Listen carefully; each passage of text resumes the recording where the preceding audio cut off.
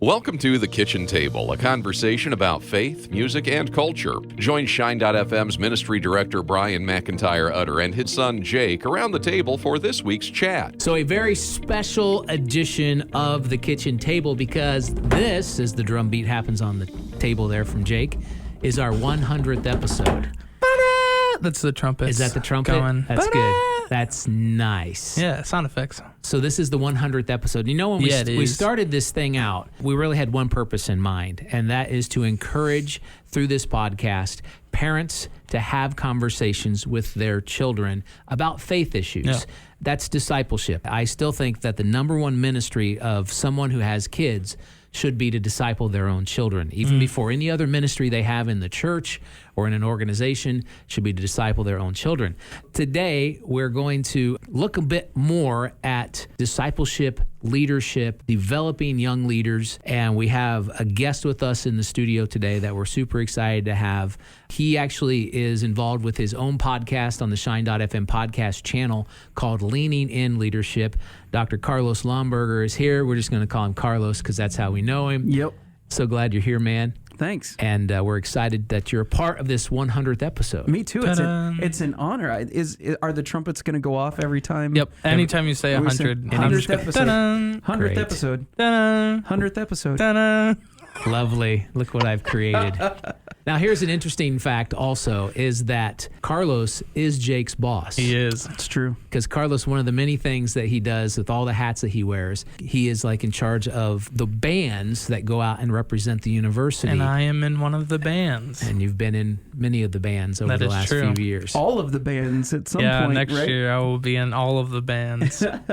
So let's dive into developing young leaders. You get to do this on a regular basis. Yeah. I get to do this as well because we're professors, and that's part of it. It's more than just teaching a class. It is truly investing your life into young leaders. To you, what is the key? What is the main important ingredient for someone who is investing their life into developing a young leader? That can be their own children as well. Absolutely.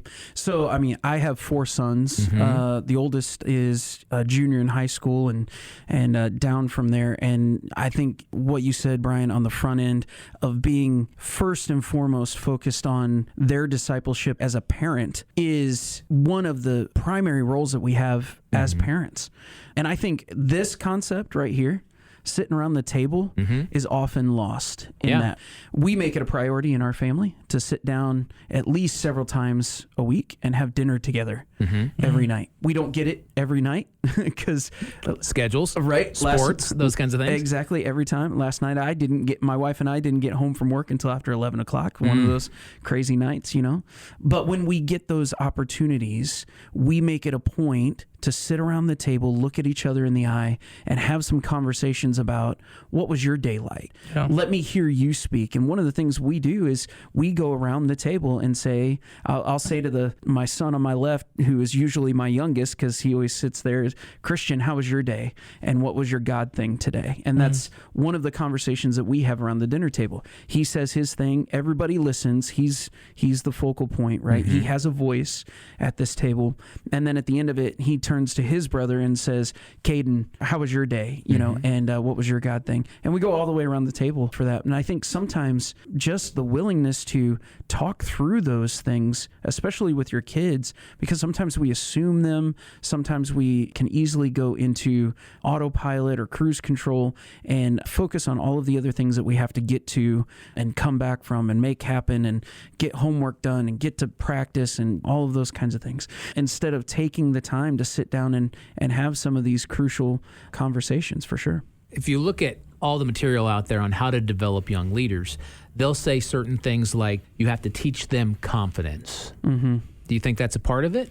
Yeah, I think it is in a lot of ways, because there's so many times that we ask them to do things that they're not ready for yet, right? Because they haven't developed the skills. So I think when we're talking about how we invest ourselves into a young leader, we have to look for in them potential that they may not have even realized they have yet. So one of the most pivotal and influential conversations I ever had in my life was with a former senior pastor that I worked for. And he talked to me specifically and directly about how he saw more leadership in me than he did in himself, and that I would go beyond what he has even done. And he was such an incredible leader that I thought, oh my goodness, if I go beyond what I see him doing, the possibilities are endless, right? To see in them potential, to see in them possibility that they haven't even recognized yet themselves is the biggest trick to investing in and developing young leaders. And then once you see those skills that are possible, that could be developed, those young leaders, those young adults, those high schoolers, junior hires, grade schoolers in your own home have got to be given an environment in which they can try things out and figure out, man, I'm good at this, but maybe not that, and let some confidence develop through experience in those particular areas of strong potential. Okay. Some other things that they might toss out there is you have to be an example. You've talked about building confidence, of course. Everyone does that. Everyone speaks confidence into people. I have to do that, especially to my students. I mean, I'm teaching my students how to go on the radio, and they've never been on before. Trust me, they have no confidence. Right. And so I tell them this is a confidence game. You have to be confident in yourself. But being that example for them. You talked about this leader that spoke that into you, but that leader was also an example for you, challenging them to make the world a better place. This can be outside of, these are things that any leadership development can say. I'm not just talking about faith development here. Sure. Make the world a better place. Be confident. These are just general things. Explaining to them that failure isn't a bad thing. Right. What happens when there's failure? We're speaking to parents right here. How do we help our children overcome in their leadership development when they fail? Because they will. Right. We've built them up in confidence, but guess what? Like you mentioned before, they don't have the ability to do everything. Right. And even though we say, oh, you can do anything you put your mind to, guess what? There's going to be failure. It's going to come at some point in your life. Probably multiple times over, but you keep trying. Right. It's really kind of interesting. I've coached my sons in baseball for years and years and years.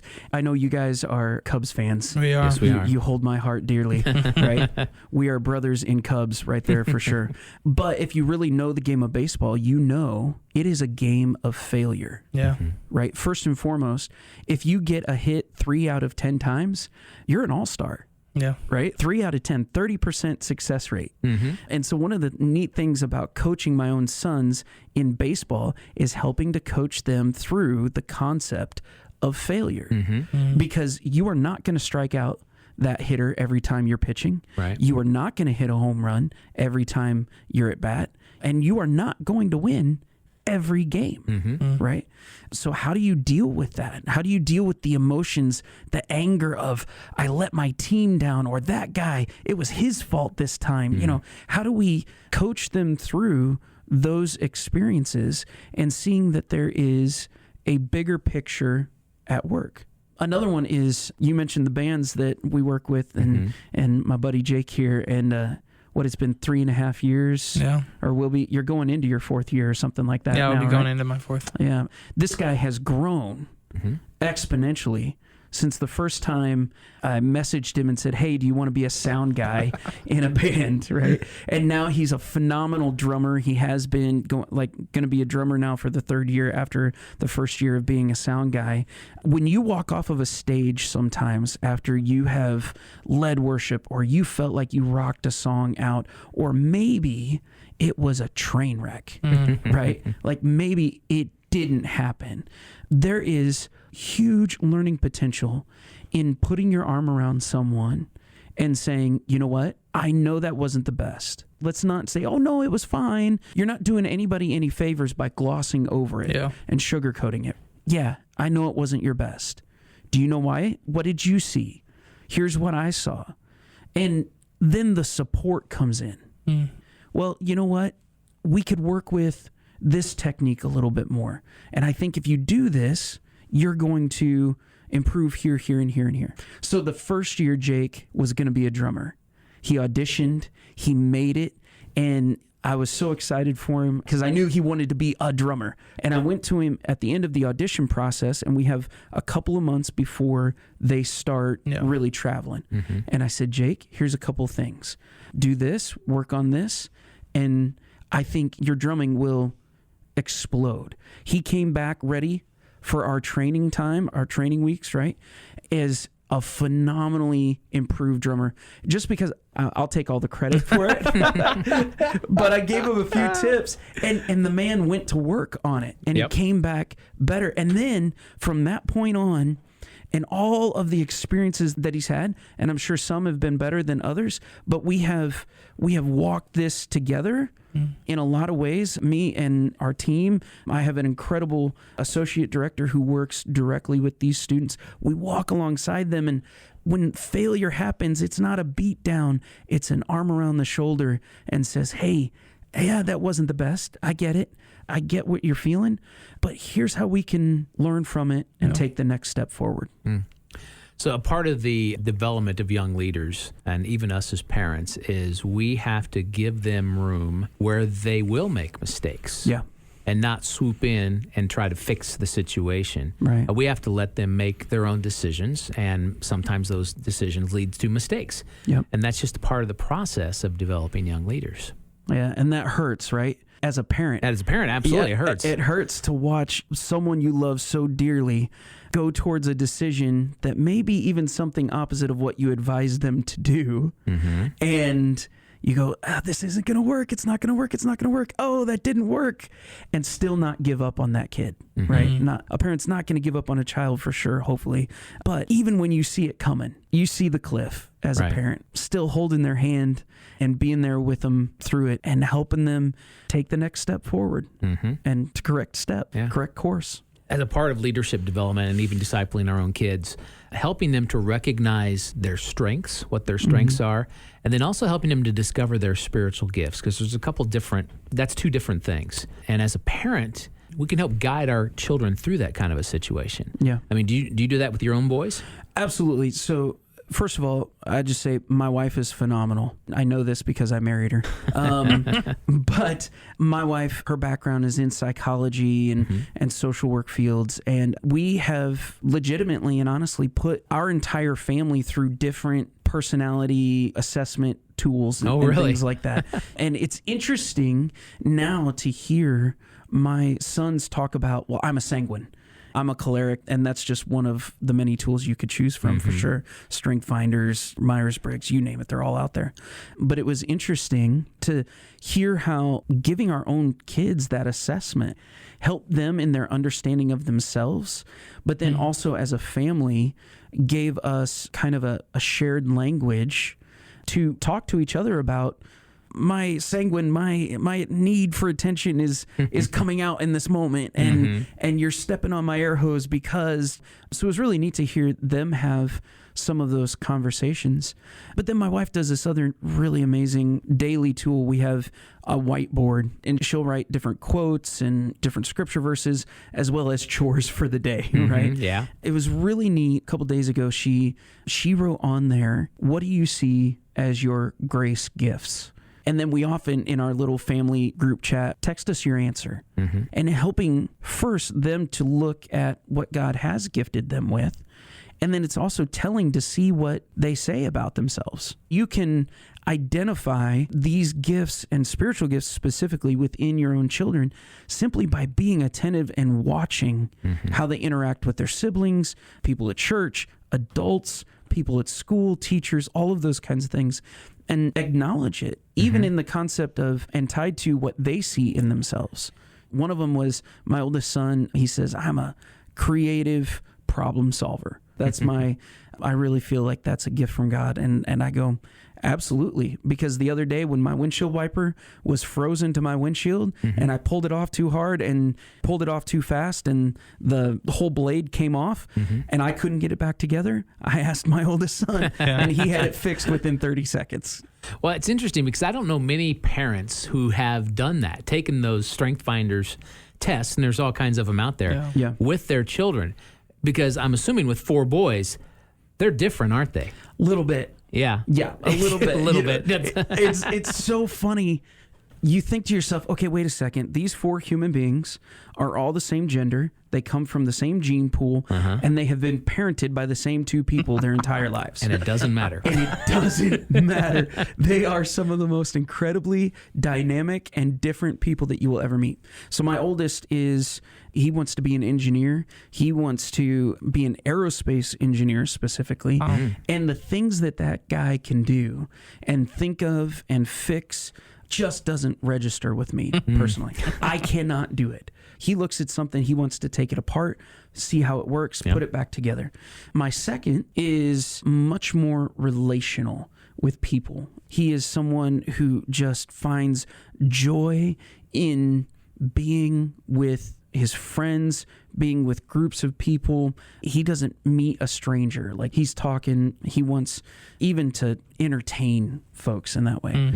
My third is someone who is an amazingly brilliant. The other day he came down and he said, Dad, can you download this language learning app on my phone because I want to learn Latin?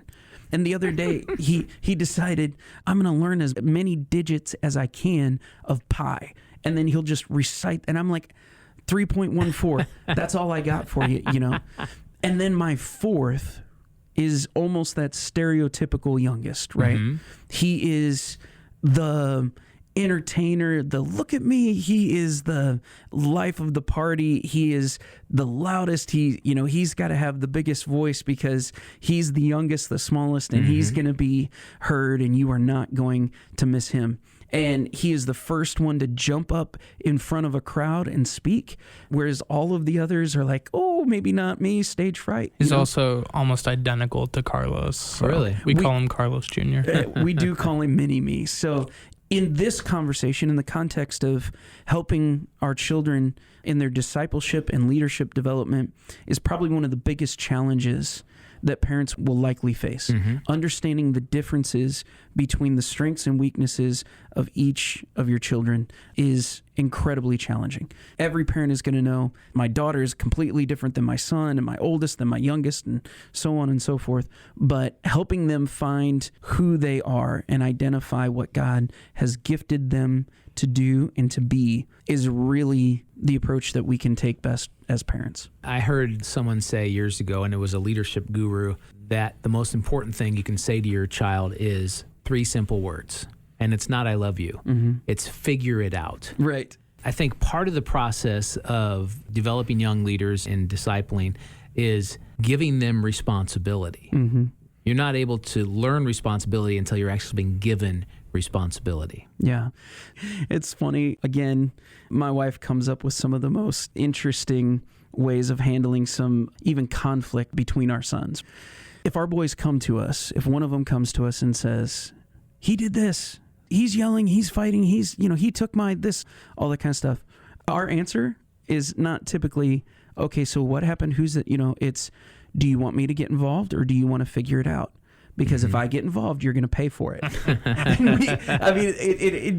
$1. But do you want to give up $1 for us to help you figure this out? Or are you going to sit down, the 2 of you, and figure out together what it is that's going on here? Giving them the opportunity to try something out on their own, it's huge for their development in that way. Come towards the end of this, talking about, because I think there could be some confusion about the difference between leadership and discipleship. And we've heard the criticism that a lot of faith leaders focus on leadership development and not enough focusing on discipleship. Yeah. Eugene Peterson said that discipleship is a long obedience in the same direction. I love that. That's good. Because discipleship is ongoing. It is never ending. I think that discipleship and leadership come alongside of each other. The question asked, is there a difference between discipleship and leadership? And I heard the response that said, one simple distinction is that discipleship focuses on following and leadership focuses on influencing. It's really simplistic, but because a leader, the best leaders, follow Jesus, they're sort of tied together, but yet they're not. A disciple does shift their behavior when they lead and intentionally influence others. And so there is a distinction between the two. Yeah, I absolutely agree. Because you disciple a believer and you mentor a leader, right? You disciple a believer and you mentor a leader. So when you're discipling a believer, you are walking along a faith journey with them to help them grow deeper in their understanding and experience and knowledge of the work of God in their life. That's a foundational concept to any believer, whether it's your own child or someone in church, in your small group, wherever it may be. You are discipling a believer, but you mentor a leader. There is, truthfully, part of the reason why it gets confused so much, discipling and mentoring, is there's a lot of overlap in the concepts of how that works. Yeah. Because a disciple is also going to walk alongside of a believer and show them their faith journey, their growth, walk through those type of situations as well, and help that person, that disciple, grow in their understanding in that way.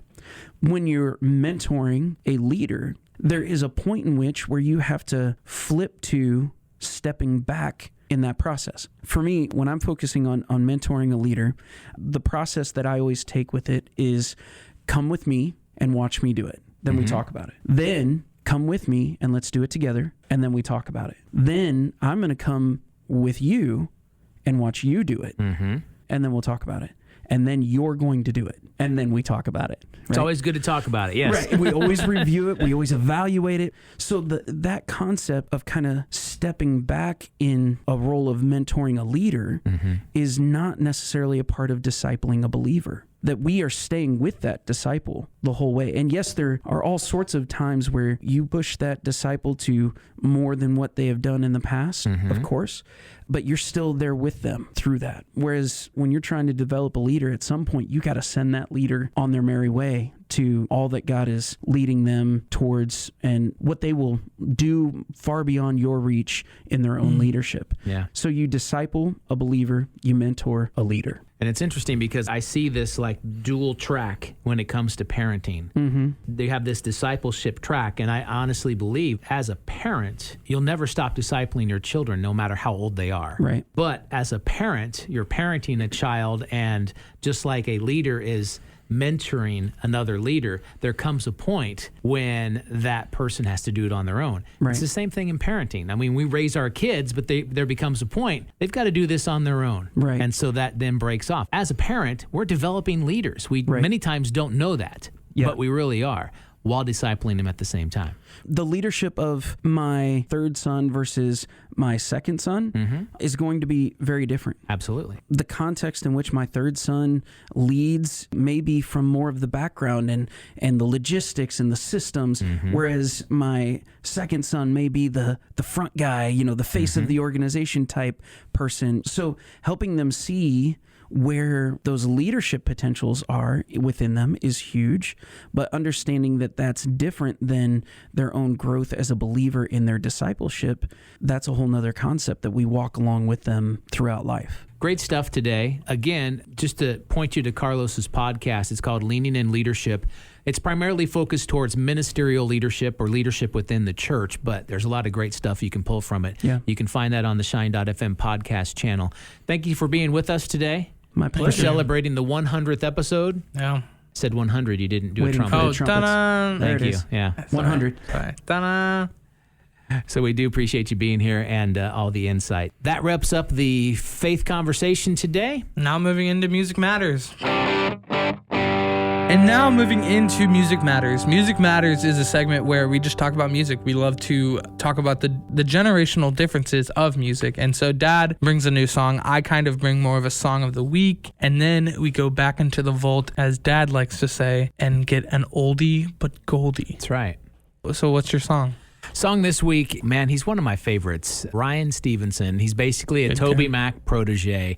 Super nice guy. One of the nicest guys. If you have a chance to see him in concert and talk with him, just one of the really, really good guys that's out there. That's awesome. And very comparable to Toby when it comes to talent level, writing level. And so he has got a new song out, and it's more of a story type song. It's actually a couple different stories around the premise of when we fall apart, when the things of life overwhelm us, a major life-altering illness or death of a loved one.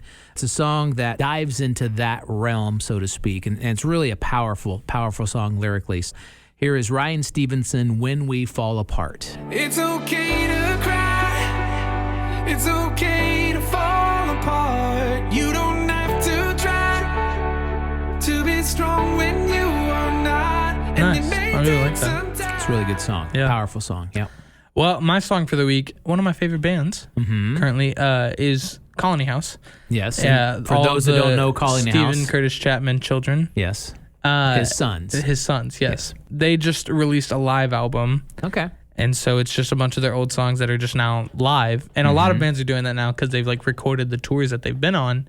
They can't really create new stuff. And so they're just releasing a bunch of their live albums. So they just released theirs. And one of my favorite songs is on it, El Capitan. It's a really just kind of, it's is it in good, English? Yes, it is. Okay, because it's just El Capitan is the like mountain that dude like free soloed or whatever in the documentary, and that's just what it's based off of. Gotcha. Okay, but it's just a fun upbeat song. I like to call it my like summer hit because it's just that kind of song. So here's El Capitan, the live version by Colony House. We were watching the TV, saw a man clearly out of his mind, looking for meaning to justify his fragile life. It's kind of great that they're not able to tour, so you can't have that live experience. But they've captured these live experiences. Well, they had a drive-in show in Nashville, or where do they live? They live in Tennessee somewhere. I can't remember where. Franklin, probably. Yeah, Franklin. They live in Franklin, so they just had a drive-through. And there are some that are doing drive-in. Yeah, drive-in concerts. Sorry. And in fact, I think there's some more coming up once the weather gets nicer, which will be good. All right, so it's time now to go back and open the vault for our oldie but goldie. That was me opening. Thank you for that sound effect. You're welcome. Okay, our oldie but goldie. This one, man, this is kind of, I don't know if it's an I was surprised. I thought it was be considered more of an obscure song, but when I was looking back at the charts, going back to 1991, That's was the year you were married. It was. This is the number 2 song that year. Really? And I did not know that. And it's actually a duet. So you have a female voice, male voice. The female voice is Michelle Wagner. Name sounds familiar. She did a lot of stuff about that time, but I have no idea where she is today. I'm going to have to do some research on that. But then Bob Carlisle, who is phenomenal vocalist, one of the best male vocalists, I think, of all time in Christian music. He was in the rock band The Allies, and then, of course, went solo, had several solo records. His big song, Butterfly Kisses, which crossed over into mainstream, sold millions and millions of copies, and every little girl dances with their dad at Daddy-Daughter Dances to that song. Will you dance with me, Dad? No, I won't. Dang it. So, nonetheless, this is the number 2 song from 1991, and I thought, man, I got to play this because I don't remember this song, and 2, I kind of think it's obscure, yet still it was the second most popular song of the entire year. So here is Michelle Wagner with Bob Carlisle. It's a song called Jesus Answers. Whisper again to my heart what I believe from the start. Remind me, Jesus answers. Remind me, Jesus answers. Nice. I haven't heard that, but I know both of those vocalists. Yeah, a nice song. Definitely dated from that time period with production and everything, but again, just great vocals on that one. That's probably why it was the second most popular song in 1991. So that wraps up Music Matters. Time now to move into Culture Shock. So Culture Shock is basically a segment where we find someone who is using their platform, whatever that is, to make a difference for the kingdom of God. Shocking the culture. Shocking the culture, exactly. And so time to time, we will have like an actor or an actress. We'll have maybe like a broadcaster or a professional athlete, or as we like to call it, the average Joe Schmo. Joe Schmo. Today, we have an athlete. So every year, and I love following this award because I was a huge fan that this player is named after. It's the NFL Man of the Year Award. It's named after, of course, the late, great Walter Payton, running back for the Chicago Bears. He's not. Is he dead? Oh, yeah. He I didn't passed know he away from died. cancer many, many years ago. Oh, that's sad. Yeah, it is. And so his widow and their children present this award every year. And they give this award out before the Super Bowl pregame show this past Sunday. They did, of course, as you're hearing this, if it's brand new to you. They recognize NFL players for both their excellence on the field and off the field, especially in the areas of service and just giving to others. So each team in the NFL will nominate one player, and then from there they choose the NFL Man of the Year award recipient. And so this year it was Seattle quarterback Russell Wilson. Nice. And it was kind of cool. During the pregame show before the Super Bowl on Sunday, he pointed the television audience to Scripture, and he told them basically this theme: love changes things. Now, he's a Super Bowl champion himself. He's been elected 7 times to the Pro Bowl. He is recognized, of course, as the NFL Man of the Year this year because of everything he does throughout the Seattle community. Well, shortly after he was drafted in 2012, he began to regularly visit the Seattle Children's Hospital. In 2014, he and his wife, Clara, founded the Why Not You Foundation, which is a non-for-profit benefiting youth fighting poverty and also promoting education. During the pandemic last year, they actually donated 1 million meals to Feeding America and Food Lifeline. Wow. They've partnered with an aviation company called Wheels Up to launch Meals Up campaign, and that raised enough funds to fund an additional 50 million meals. So during his speech there at that pregame show during the Super Bowl, he thanked, of course, the NFL, he thanked the Seahawks, he thanked his fans and his family, but he also thanked his father. His father died in 2010, and that was really the focus of Russell Wilson's speech. This is what he said. He said, "Dad, I can remember you telling me in the car one day, 'Son, love changes things.'" He says, "Dad, you were right." And he thanked his mom for showing him how to love. And he said, "Dad, I know you're smiling up there somewhere with Walter. So to the Payton family, thank you for carrying on Walter's legacy." And then he went on to quote 1 Corinthians chapter 13, verses 4 through 8. Wow. And this is what he said. To America, so addressing the country, to the world, he says, "Love is patient, love is kind, love changes things." The great Walter Payton once said, "We are stronger together than we are alone." He said, "Dad, I think Walter was right. To the young boy or girl who has a dream, who wants to make a difference, remember this one thing. Love always protects, always trusts, always hopes, always persevere. Love changes things." Think about this. He's an NFL player. He's got a platform. He just used an opportunity on a huge platform. The Super Bowl is probably the most watched sporting event every year in the United States and in many countries of the world. And he used that platform to communicate 1 Corinthians chapter 13, all about love. Ironically, of course, the day this podcast is launching and airing on Shine.fm, it's Valentine's Day.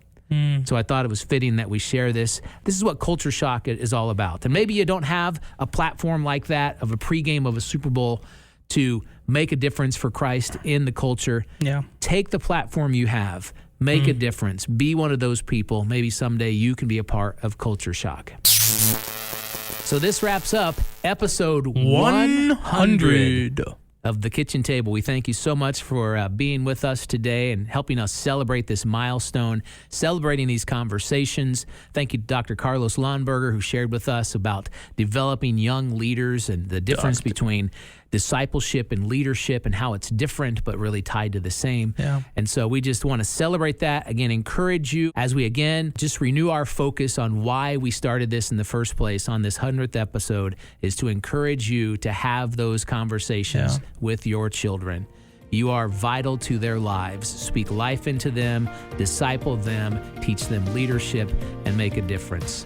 So thanks for being with us this week. We'll talk to you soon. And stay salty and lit. Thanks for listening to The Kitchen Table on the Shine.fm podcast network from Olivet Nazarene University.